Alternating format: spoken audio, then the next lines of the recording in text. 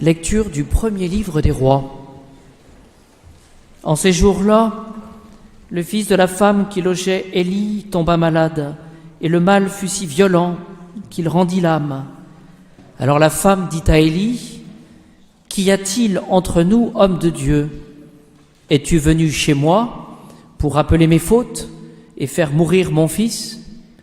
Élie répondit, « Donne-moi ton fils. » Puis il le prit des bras de sa mère, le porta dans la chambre haute où il logeait et l'étendit sur son lit. Élie invoqua le Seigneur en disant, « Seigneur, mon Dieu, même la veuve chez qui je loge, vas-tu l'affliger jusqu'à faire mourir son fils ?» Par 3 fois, il s'étendit sur l'enfant en invoquant le Seigneur. « Seigneur, mon Dieu, je t'en supplie, fais revenir dans son corps l'âme de l'enfant. » Le Seigneur exauça la prière d'Élie. L'âme de l'enfant revint dans son corps, de nouveau il vivait. Élie prit alors l'enfant, il le descendit de la chambre dans la salle du bas, il le remit à sa mère et dit, « Regarde, ton fils est vivant. » La femme lui répondit, « Maintenant, je suis sûre que tu es un homme de Dieu et que la parole du Seigneur dans ta bouche est vérité. »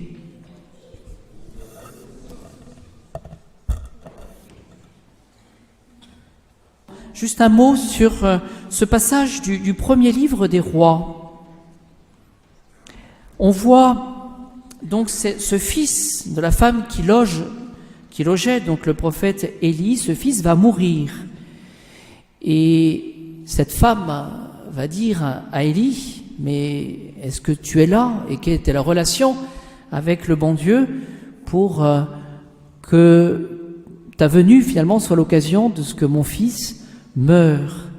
Alors nous voyons cette belle prière d'Élie lorsqu'il invoque le Seigneur. « Seigneur mon Dieu, même la veuve chez qui je loge, vas-tu l'affliger jusqu'à faire mourir son fils? Seigneur mon Dieu, je t'en supplie, fais revenir dans son corps l'âme de l'enfant. » Vous voyez, ce que nous pouvons retenir sur ce point précis, fais revenir dans son corps l'âme de l'enfant.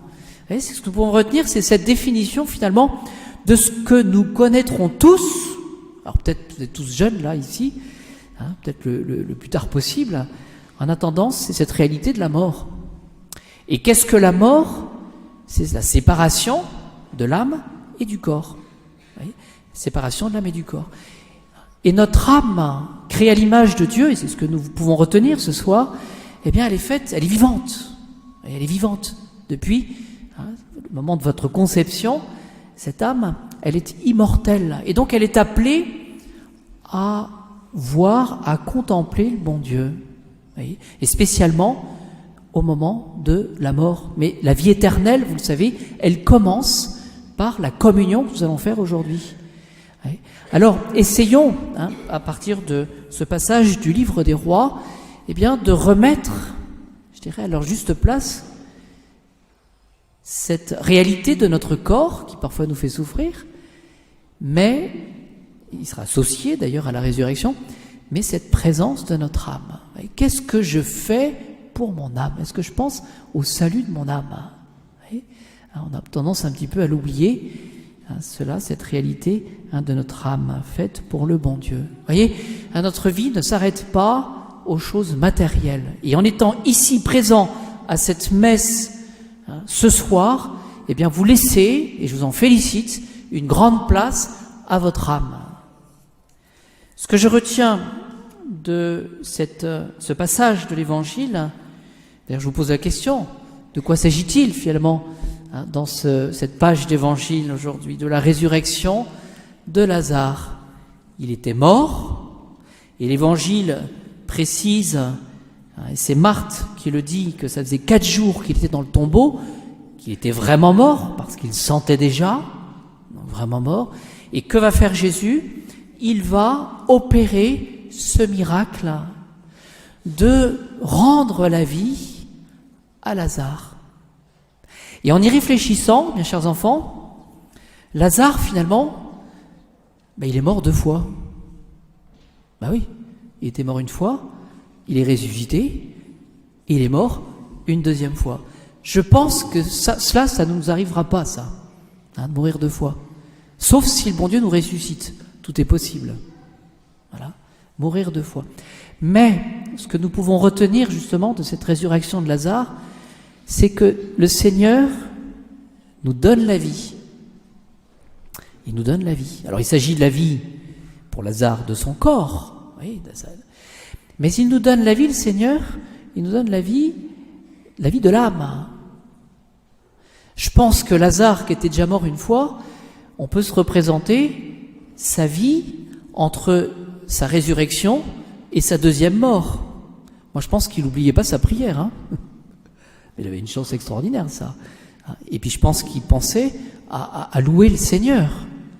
C'est-à-dire qu'il a dû profiter du temps qui lui était donné pour rendre grâce. Et puis, vous savez que cette résurrection de Lazare, elle avait été sue par tout le pays, tellement qu'on en a parlé au moment de la mort de Jésus. Il a ressuscité Lazare, pourquoi est-ce qu'il ne se ressuscite pas lui-même, voyez ? Et donc Lazare, il devait être à Béthanie et ailleurs, à Jérusalem, l'attraction. Ah, c'est toi, qui étais mort et qui est redevenu vivant. Alors il devait dire, oui, c'est moi. Voilà, je suis bien en chair et en os, je suis bien vivant. En tout cas, retenons pour nous qu'aujourd'hui, le Seigneur nous donne la vie de notre âme. Et cette vie, elle est donnée plus particulièrement par la prière qui donne la vie de notre âme. Et puis vous le savez, par l'assistance à cette messe, par la communion, on communie au Dieu vivant, cette réalité de Jésus vivant dans l'hostie.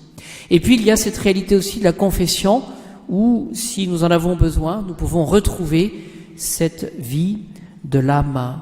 Mais quelle est la condition que Jésus donne à chaque fois pour redonner la vie? Quelle est la condition? Ça ne se fait pas comme ça, d'un coup de baguette magique. Quelle est la condition? C'est de croire. C'est d'avoir la foi. Voilà. Et qu'est-ce qu'avoir la foi?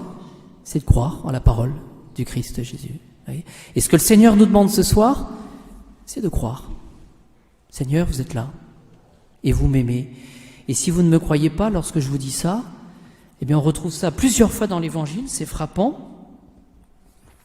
Les 2 sœurs envoyèrent donc dire à Jésus, « Seigneur, celui que tu aimes est malade. » Pourquoi est-ce que finalement les 2 sœurs, quand elles ont envoyé des serviteurs, n'ont pas dit « Seigneur, Lazare est malade. » Seigneur, celui que tu aimes, celui qui croit en toi, celui qui est malade. Sous-entendu, tu as intérêt à le ressusciter. Il y a au moins à faire quelque chose.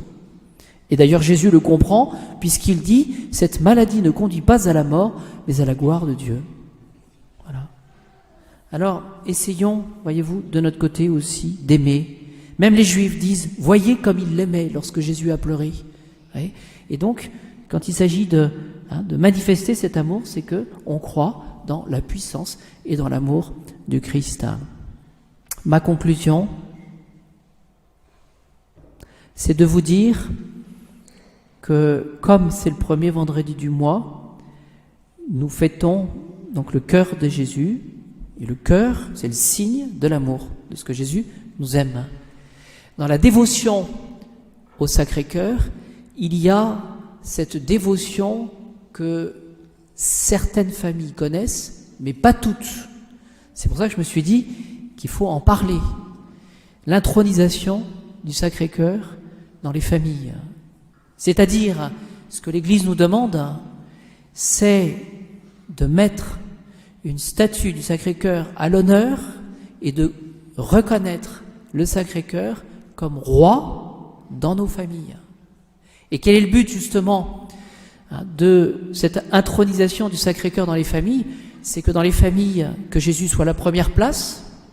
Ça facilite beaucoup de choses, cela. Ça permet d'avoir un certain zèle, d'avoir une certaine sainteté, que d'avoir le Sacré-Cœur, le signe de cet amour pour nous. Mais ce que dit l'Église, c'est que au travers de cette intronisation du Sacré-Cœur dans les familles, on pourra toucher la société, c'est-à-dire notre pays. Et pour cela, il faut avoir la foi. Il faut rappeler cette royauté de Jésus, sur nos familles, sur nos institutions. C'est-à-dire, c'est tout simplement cette force qui est donnée à l'amour du Christ pour que nous puissions vivre dans cette véritable paix que nous donne le Christ Jésus. On le dit d'ailleurs souvent, ça n'est pas le monde qui donne la paix, mais c'est le Christ Jésus qui va apporter la paix dans le monde.